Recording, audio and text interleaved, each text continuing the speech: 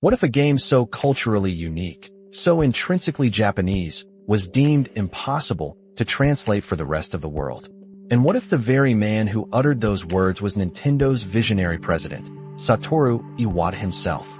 We often take for granted how our favorite games arrive on our consoles, perfectly crafted for our language and culture. But for the original Animal Crossing, a game that's now a global phenomenon, its journey to Western audiences began with a hefty dose of skepticism and a legendary chuckle. Picture this. It's the early 2000s. In Japan, an N64 title called Animal Forest is charming players with its unique life simulation. Nintendo producer Takashi Tezuka approaches localization manager Leslie Swan with a big ask: bring this quirky world to the West.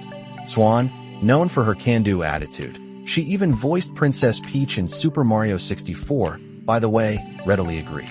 But Tezuka, with a knowing look, pushed back. "No, Leslie," he cautioned, "I'm not sure you understand. It's going to be difficult." She kept reassuring him, confident her team would make it happen. Then came the meeting, a month or two later, with the big brass, including the late, great Satoru Iwata.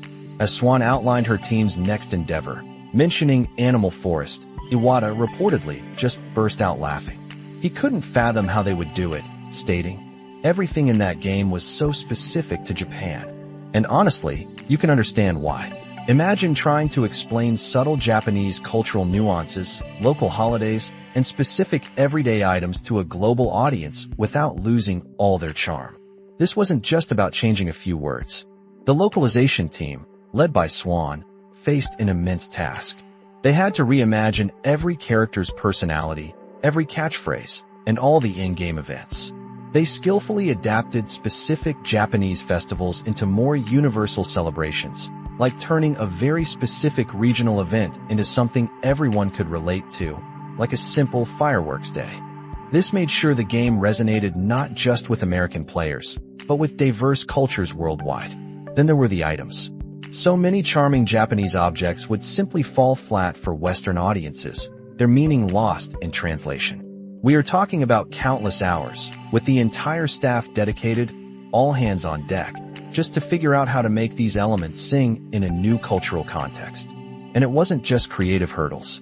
The legal department jumped in too, clearing every character name, every item, with an eye toward future merchandise.